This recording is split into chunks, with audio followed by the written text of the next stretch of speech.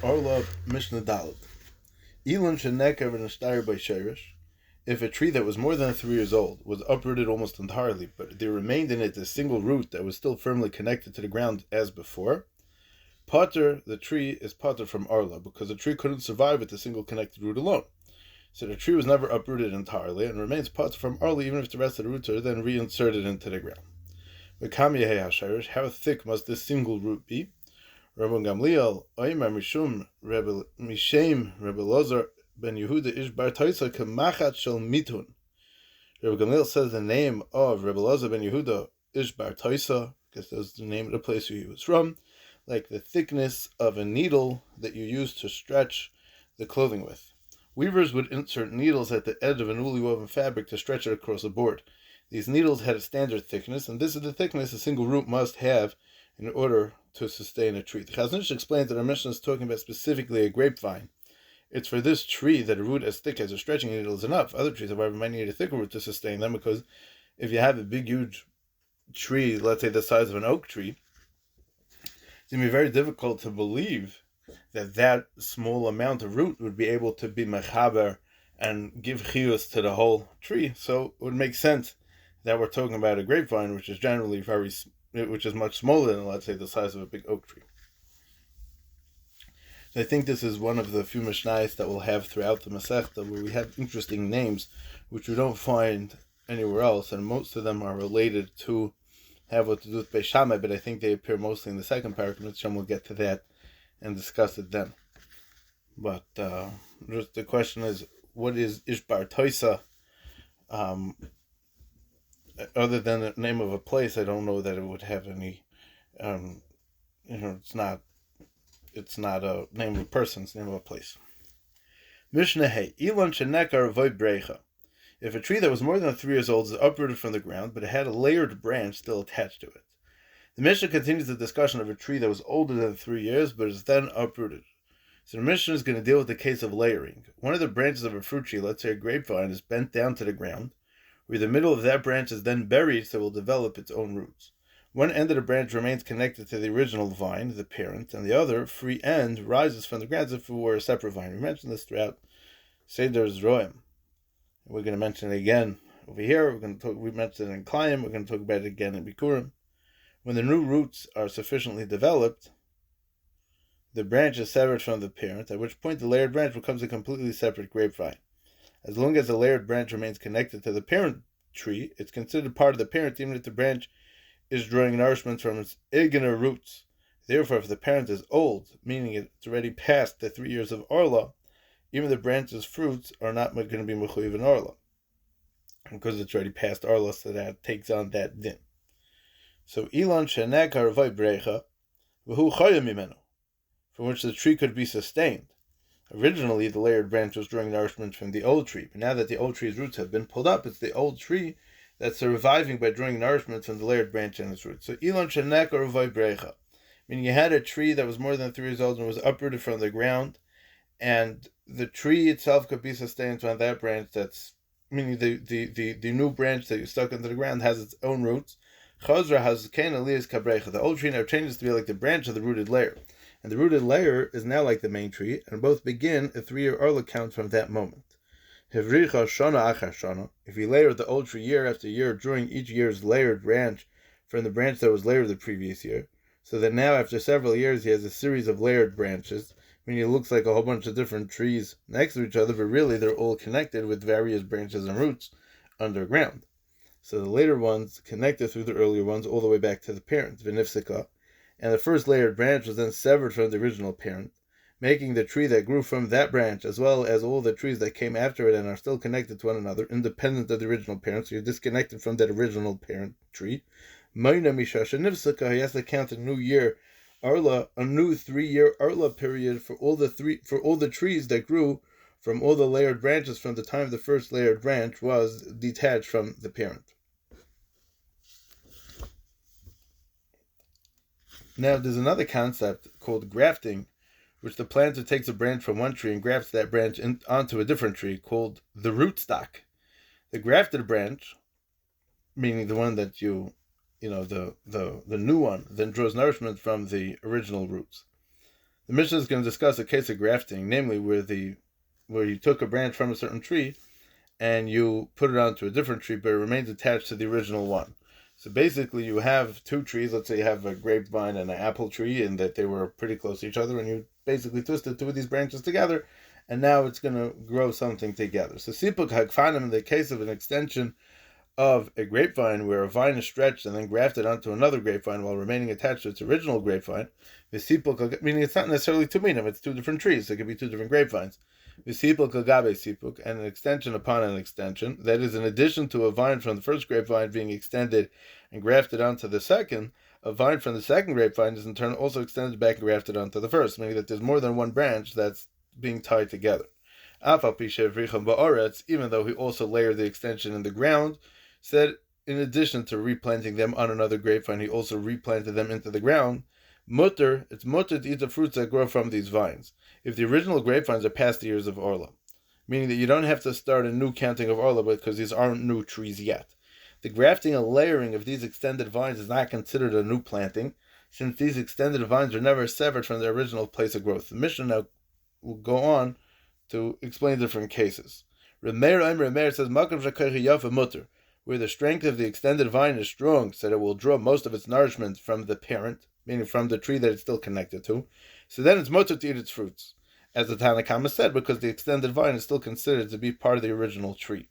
But where the strength of the extended vine is shvach, so it's not drawing its nourishment from the parent, from the original tree, it's also to eat the fruits that will now grow from the vine, because it's considered replanted onto the first tree, onto which it had been grafted. So it's not coming from the parent tree, it's getting its nourishment from the tree which you attached it to, which is, even though it's still connected to the parent, but you can't rely on it because the nourishment is coming from the new tree, as opposed to it's attached, it's getting its nourishment from the tree that you attached it to, as opposed to its original growth source, life source. Another case where of replanting where the fruits are going to be aser, if you had a layered branch that was cut from an old tree when the layered branch was already filled with non-arla fruit, and it grew 1/200th more from its own roots after being cut from the old tree, it's forbidden to eat those fruits because the new arla growth is too large to become bottle. As we learned earlier in the Mishnah, a layered branch that's cut from its parent, from the original tree, is considered to be newly planted in the place of its own roots, and any fruit that grows from the next 3 years from that is considered arla. The Mishnah now discusses a case in which the layered branch already had fruits that were mutter on it when it was planted again. It's going to get a new lease on life, so to speak. So if the person were to cut those fruits from the layered branch immediately, they would remain mutter because they didn't grow from an arla tree. However, if he leaves them on the newly planted tree and they will continue to grow, the new growth will be considered arla, and the fruits will therefore contain a taruvis of arla and not arla. So you're going to have a taruvis on this tree. So the halacha is that arla that gets mixed with dvarim hamutarim becomes batal if there's at least 200 times the arla. In our Mishnah's case as well, as long as the original fruit is at least 200 times the new growth in the fruit, the arla portion is batal, and the fruit remains mutter. But if the new growth is more than 1 part in 200, the new growth is too large to be batal in the original fruit, which therefore becomes aser because of the arla that's mixed into it. And we discussed in Masechta Trumas and Masechta Klaim what the cheshbon is dafka of a Haisef b'Masayim. Also, the Gemara Chulin and the area of Daf Kuf Aleph goes through what exactly the cheshbon is and why it should be this way, that it's dafka b'Masayim. Obviously it's midrabanon, because minat Torah anything that is automatically batal b'Raiv. Okay, Mishnah Vav, Netiyah shel Arla shel Kilei HaKarim shenas Arva b'Netiyah, if a young tree of Arla or of Klayim of the vineyard became mixed together with other young trees, that the grower doesn't know which one's us or which one's mutter, Hareza le'yilkart, one may not pick fruit from any of the mixed trees, even if the permitted trees are 200 times the forbidden ones. Halacha is that something significant of davar chashav is loy batal. Something connected to the ground is considered chashav. So accordingly, the tree that's aser and its fruits don't become batal among the permitted trees and the fruits, even if we have 200 times as many. Therefore, the Mishnah says one may not pick any of the fruits to eat them, because where there is no bittul, the entire taruvis is going to be aser. Something called the taruvis, even if each piece is separate, as long as we don't know which piece is which. Now, as we'll see in the next part of the Mishnah, if one would pick some from the tree, that fruit would really become nullified in Batal B'Raiv, because it's no longer attached, it's no longer significant. However, the halacha is that one may not purposely do this because en mevatel and iser lechatchila, and that's why the Mishnah paskins here that one may not pick any of the fruit. So netir shel arlav shel kili akarim shenis arv netir serezel yilkart, it's also to pick from them.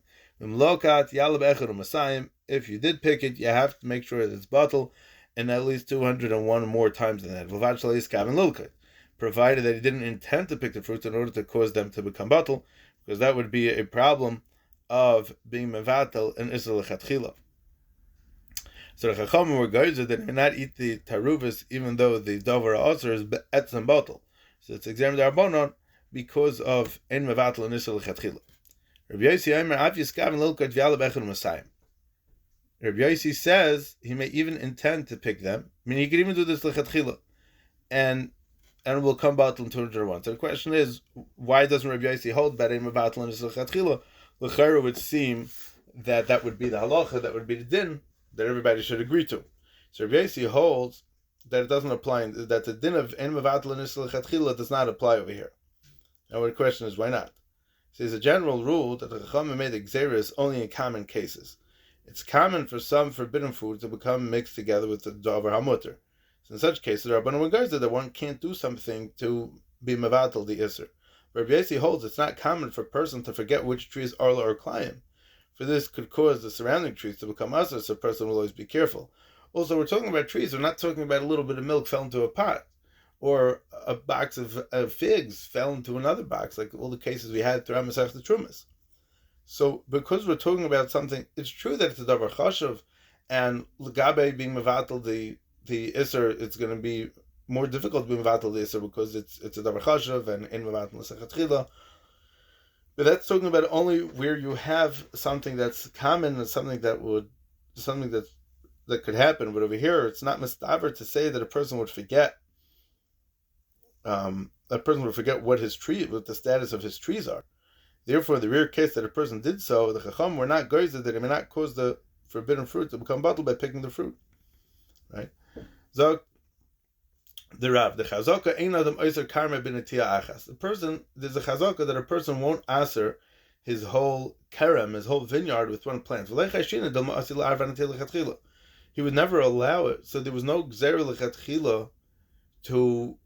There's no chash that he'll come to be that his thing will get mixed up and then he'll have to mevatel lechatchila. V'yafal gav to be alma ein mevatel lechatchila. Even though generally speaking we do say that there's this din and this halach of ein mevatel lechatchila, hacha milsad leishchicha v'le gozer. Over here it's a milsad leishchicha. It's a very not common case. So therefore the Chacham were not gozer in this case. The ein halacha Rabbi Yossi, but the halacha is not like Rabbi Yossi. The halacha is like the Tanakama, which we stick to the old halacha of ein mevatel lechatchila, even in a strange case. Mishnah Zayin. Ha'olim v'alulavim u'megfanim u'smadar mutar ba'orla b'vai b'noz v'asurim ba'ashera. The Torah specifies in the Isra of Arla v'araltam arlosai as period. You should treat its fruit as the Isra of Arla. This teaches us that only the fruit of the Arla tree is asr. So the leaves, the lulavim, are the shoots. The megfanim is the water of the vines, which is that they would a lot of times they would soak the branches or soak the peels. The Rav says hamayim hayetzim and agfanim, the water that would come out of the vines. When you would cut the vines, you would cut the branches b'menisan when it was very ripe already. So then sometimes they would be liquid that would drip out of the branches. So that would be considered the megfanim usmodar. Smother is the buds. Mutar and ba'arla are permitted in the case of arla. The leaves, even if they're somewhat edible. Uber Ravai, and they may be eaten without any restriction in the case of Ravai. The Torah says, Bashana Haravi is Kol Periya Kaidish Yululim Lashem. The first or the fourth year, or the money that you were paid on, should be brought to Yerushalayim to be consumed there. Here too, the Torah specifies fruits. So the Torah the halacha does not apply to the lulavim, the olim, the megafanim, the smodar, because the Torah specifies pears. These are not pears, even if some of it's edible.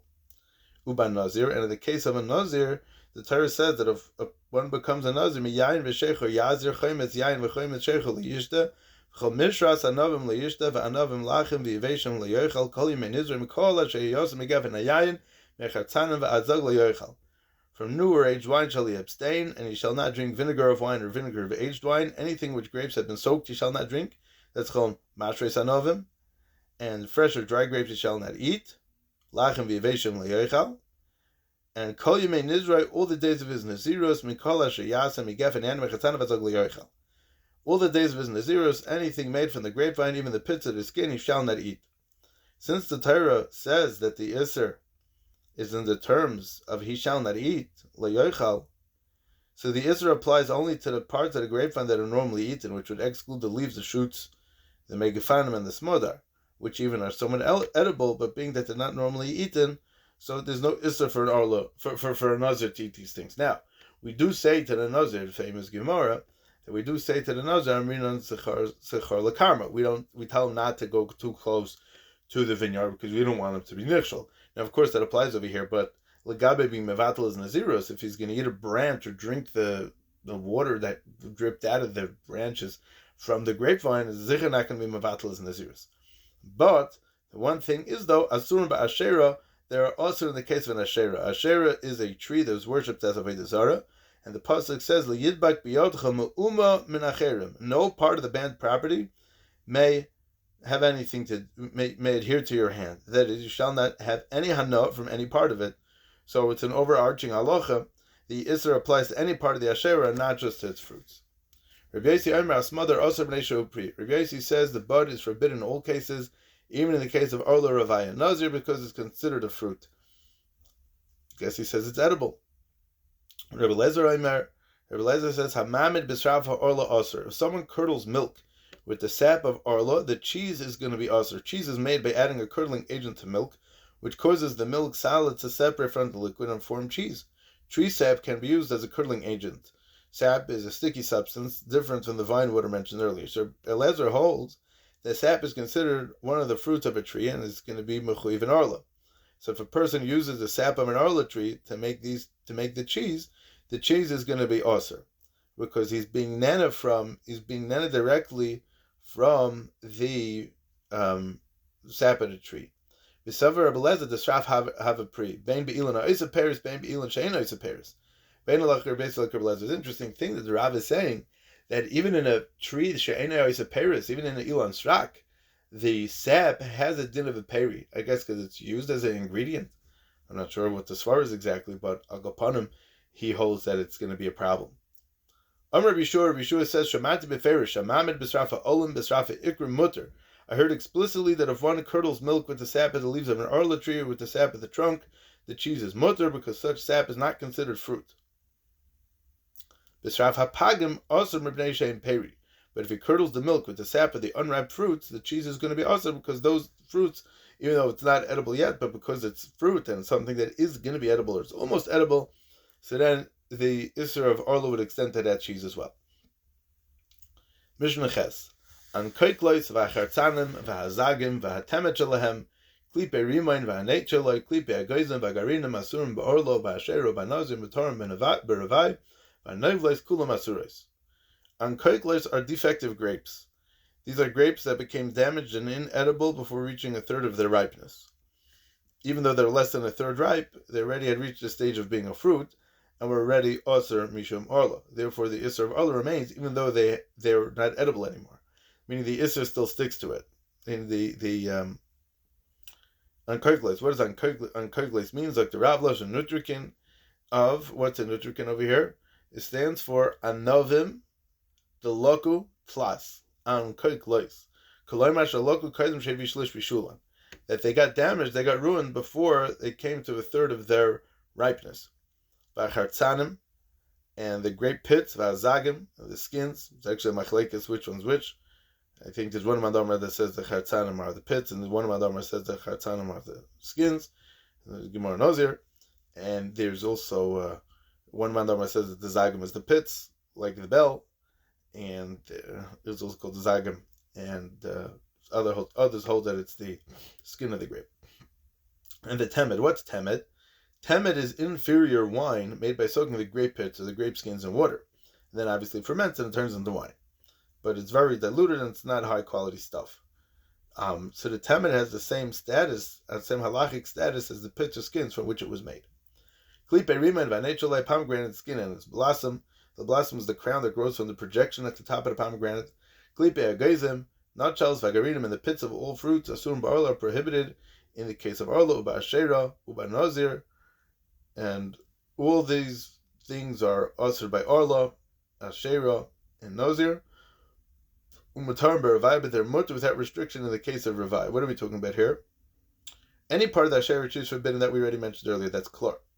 I mean, even though these things are not actual fruit, but only secondary to the fruit, nevertheless, the Torah says by Arla es period, which can be translated as with its fruit, meaning it's something that's very, very closely connected or very directly related to the fruit. So es period will include other things in the Arla that are secondary to the fruit. This drasha is not necessarily needed for the Ankaiklis, because that's actual fruit, but it was damaged, so it's a different svar.